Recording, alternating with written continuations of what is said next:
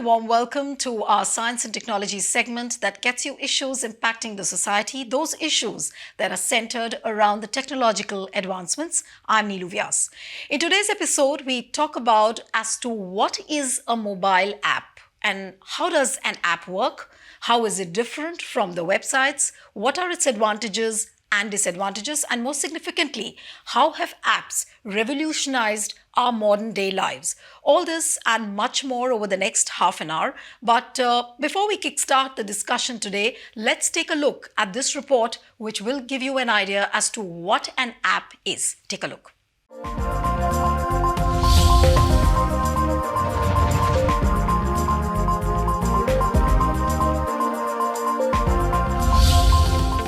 A lot of people wonder, but not many ask that, what is an app?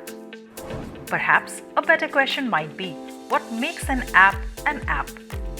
App is an abbreviated term for software application, and one of the defining features of an app is that it must be downloaded on a device for the user to access it. Apps are built primarily for use on mobile devices like smartphones and tablets. Many software companies make app versions of their products so users can access their software's functionality on mobile devices. Before smartphones and tablets were a thing, websites were created to display on laptop and desktop computers. The designs of such websites were unresponsive, which means they did not naturally scale to different screen sizes and were difficult to view and use on smaller screens. Once mobile devices became popular, the disadvantages of these website designs became clear. Apps allow businesses to reach a customer base that is already aware of your brand and interested in it. Another benefit of apps is the ability to use them offline. While most app functions like accessing maps and making in-app purchases or calls only work online, the basic information in the app, such as store location, hours, menus, and products, can be accessible even without service. So, mobile apps have fundamentally transformed nearly every aspect of our lives. Ordering food, making a grocery list, checking account balances, and communicating with others, like the commercial which said that there's an app for that. So we're going to discuss all of this, but let me introduce you to my panelists. Right next to me is Amit Dubey. He's a software professional and a renowned cybersecurity expert. I welcome you on the program.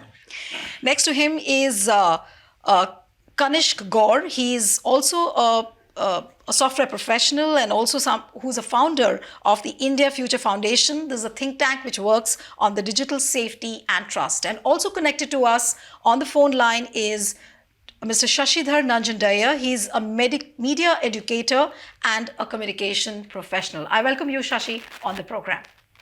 Thank you, Neelu.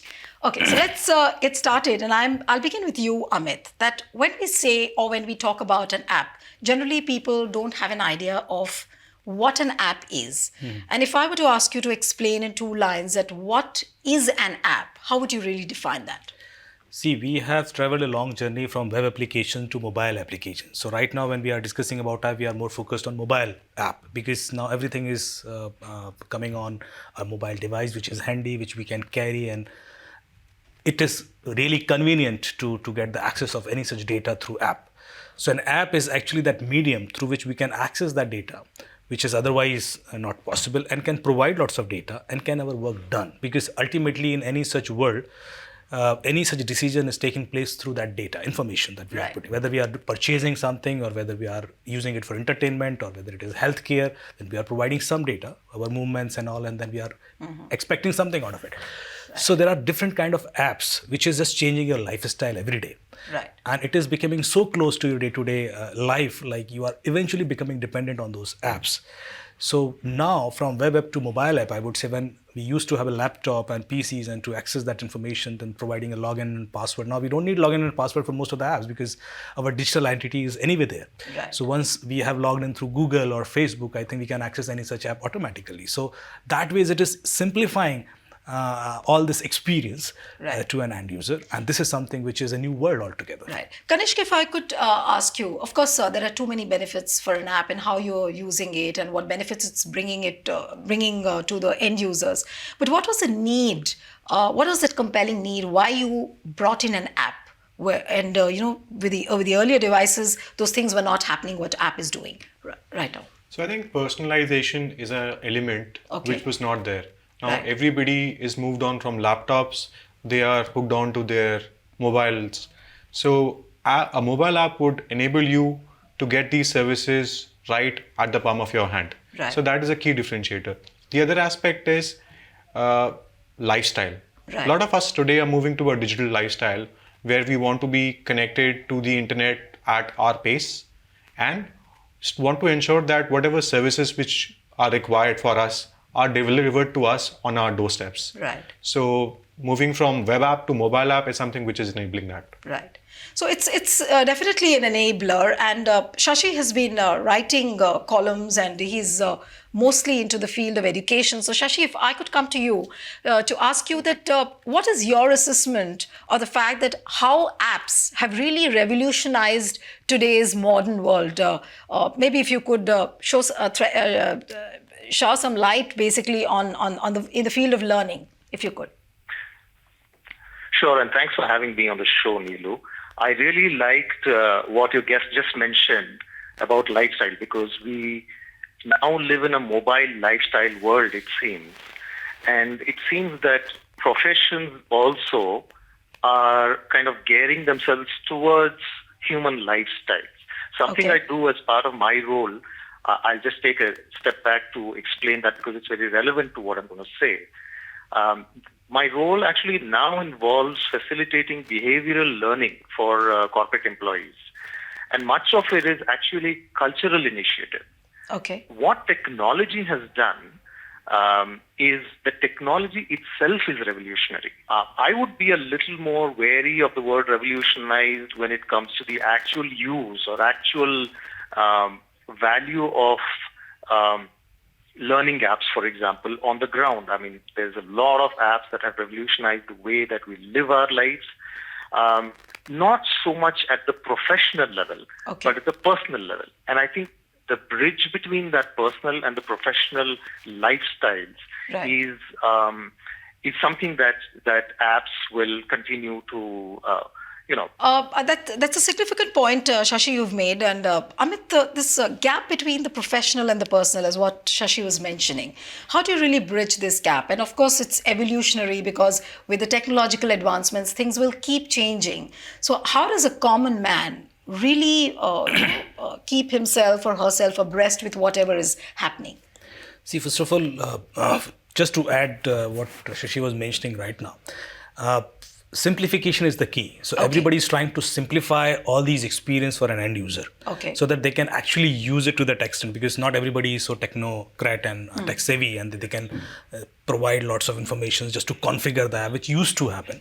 But now it is so simple, like you just install it and it start working. Right. So that is the key aspects of it. And if you see the latest success stories, like when 2010 WhatsApp was formed, before that also there were lots of chat applications and everything. But because it was so simple and it was linked to your mobile number, Right. and you don't need to create any new login ID or identification, that made it successful. And so every time if something is coming up just to simplify your way of working, I think that will really be successful. So in 2014, WhatsApp was acquired in $19 billion, which was a huge success story, because $19 billion is huge money.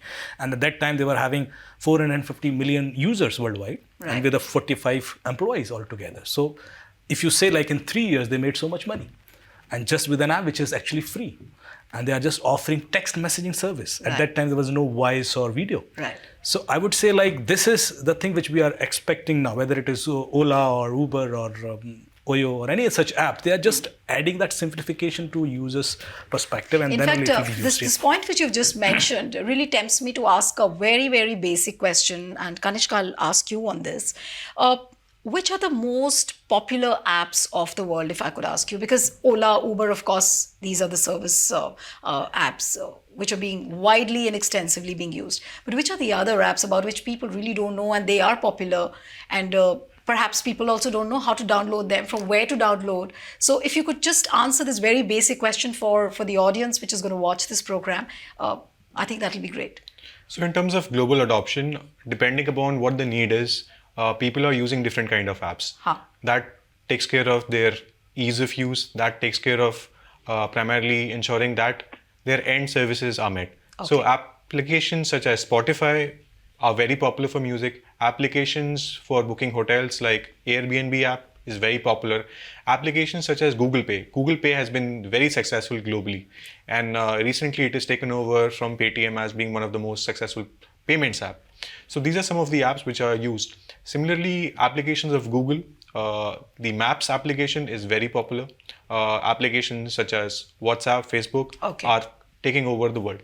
Right. So you name the app and it is there for you. So basically apps are governing each and every aspect of your life.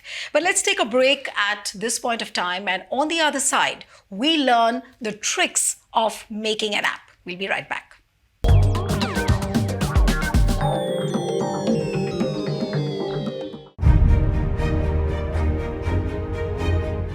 India Science is an internet-based science TV channel initiated by the Department of Science and Technology, Government of India, implemented and managed by Vigyan Prasar.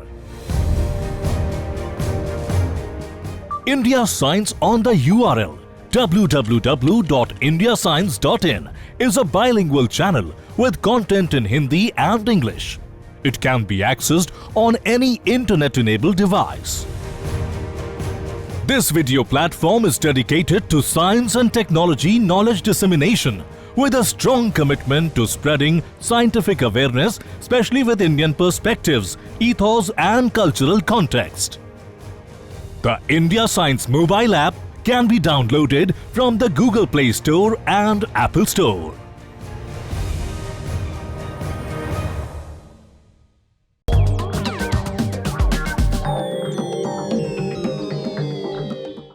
Welcome back, and in today's science and technology segment, you're watching a special program on what a mobile app is all about. And in the studio, we have with us Amit Dubey and Kanish Gaur, and on the phone line connected to us is Shashidhar Nanjundaya, who's a media educator and communication professional. Welcome to all the three of you again. And I'll start with you, Amit, that supposing we've already discussed that apps are governing each and every aspect of your life today. But what if you want to have your own app? Or whatever you are doing, whichever profession you are in. But supposing if you want to have an app, can you really tell the viewers in brief as to how they can go about making an app for themselves? So I think this is a great question, and interestingly now we don't need programming skills to develop an app. Now it is simplified to that extent that anybody can develop an app.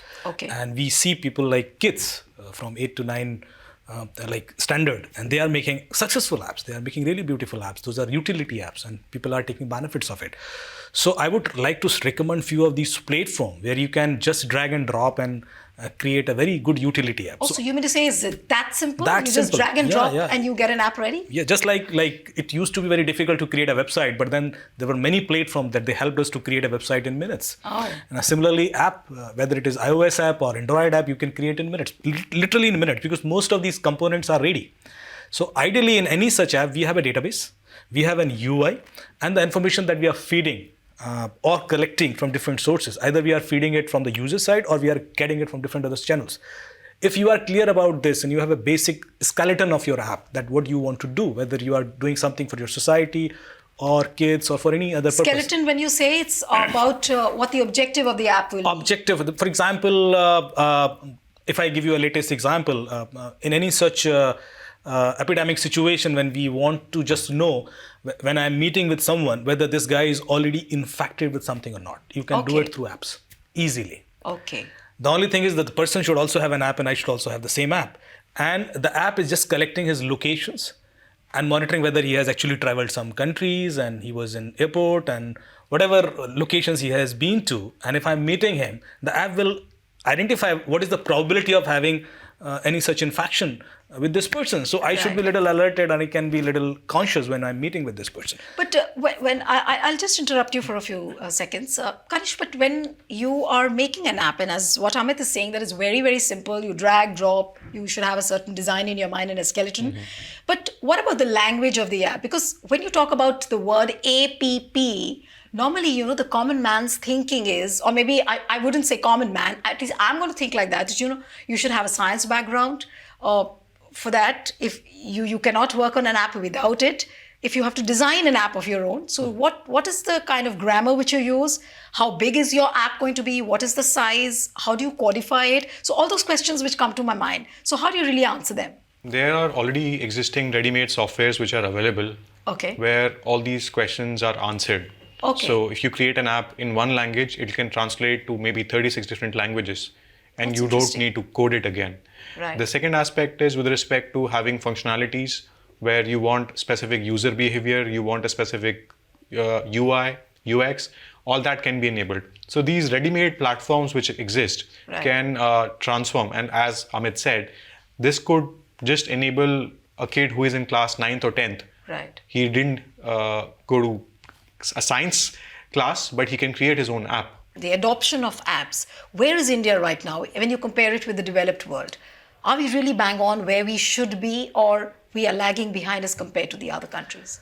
I think we are far better than many other countries. Okay. So, and I'm really excited to share this with you. Like, we have recently conducted lots of hackathons, Okay. especially with the school kids. Okay.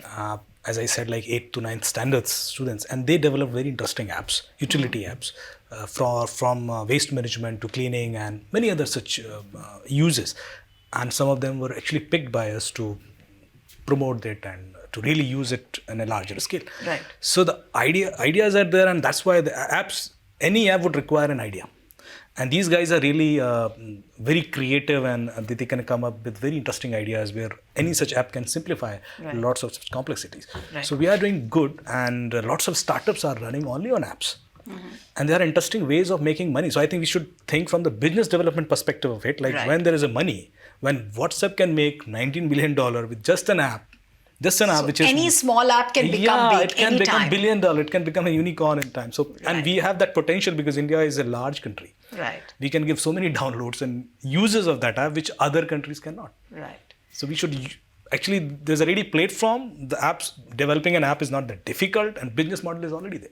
So basically what you're saying is that the territory is vast and we need to explore the potential. Yeah. And I'm repeating this again, what Amit said, that any small app you develop can become big anytime, you wouldn't know. But let's take a break at this point of time. And when we return, we talk about the future of apps and the challenges as far as the security features are concerned. Be right back.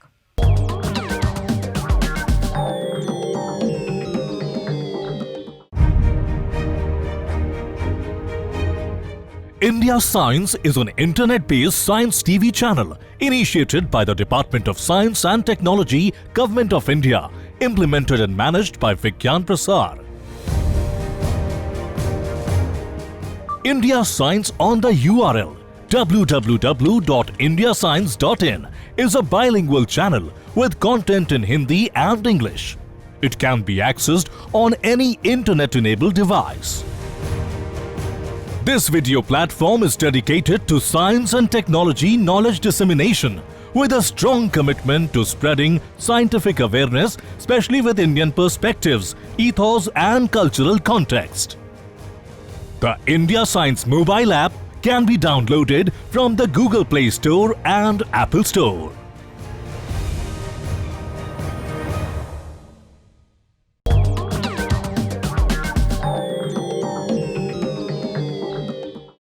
Welcome back. You're watching our special program on mobile apps, and we are in the last segment of our program. And now we've discussed what an app does, how is it different, what is the potential, how you can make an app easily.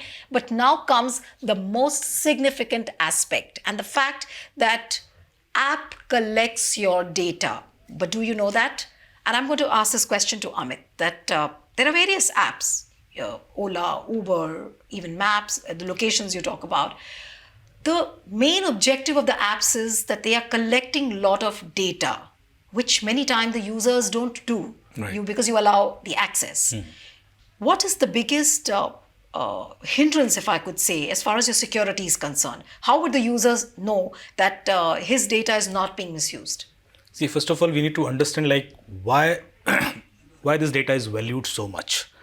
Because this is very, very personalized data. So Okay. whenever we are having any free app, which does not have any other modes of making money, they are basically interested in your data. And that data could be from your camera to your voices, to your locations, to your likings, to your profiling, to your what all you are doing on that app, movements, wherever you are going. So all that can create lots of your personalized identity on digital world, which can be sold to anybody and this could be their mode of making money. And that is something which every app is doing right now. Whatever you download in your app. So there are more or less. So whether you like it or not, your data is being sold. If there are more than 120 average number of apps in any mobile phone, and when you download it, you generally give default all the permissions of all these to access all these things to that app, and that you should restrict.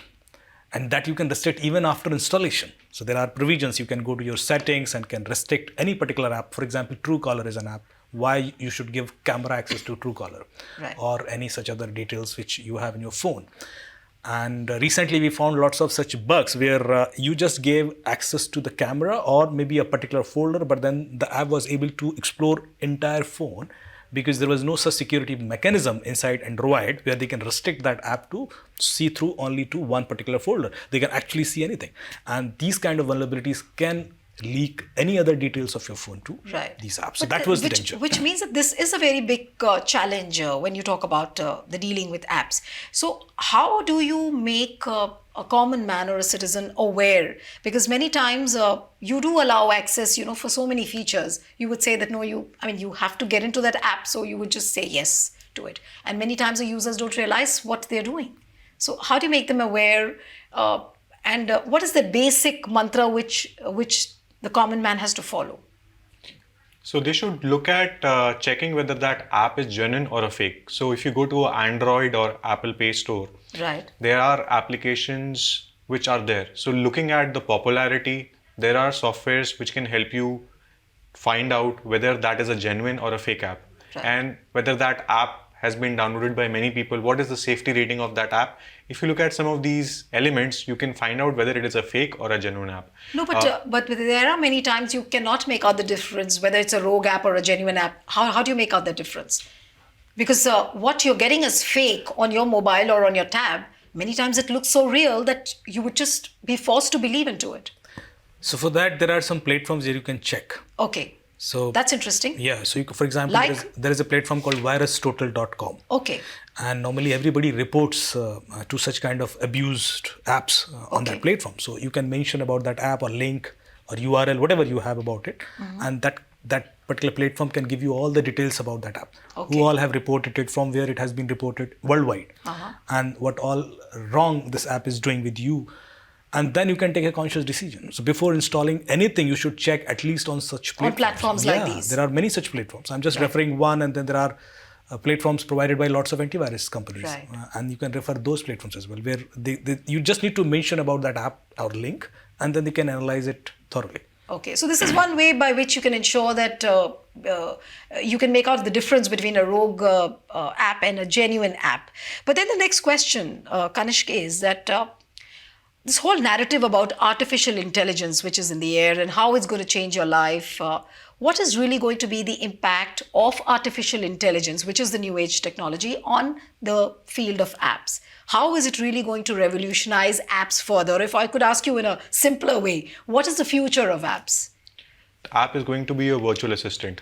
So Okay. everything that you want, you can just talk to the app and app can enable it. So you want to order groceries, you want to order milk, you want to download a song, you just need to tell the app and the app will be able So to you do mean it. to say that you don't need to key in anymore and you just need to talk to them like any other human being you talk to? So it is going to enable something called as artificial intelligence as a service. That is something which is going to be the reality through apps for tomorrow. Okay. I would just like to add something over here. Yes. Sometimes you don't need to even install an app, and the things will happen for you. For example, there is a company startup in US, and they are competing with Amazon, where Right. they are using AI to proactively identify what all you need in grocery.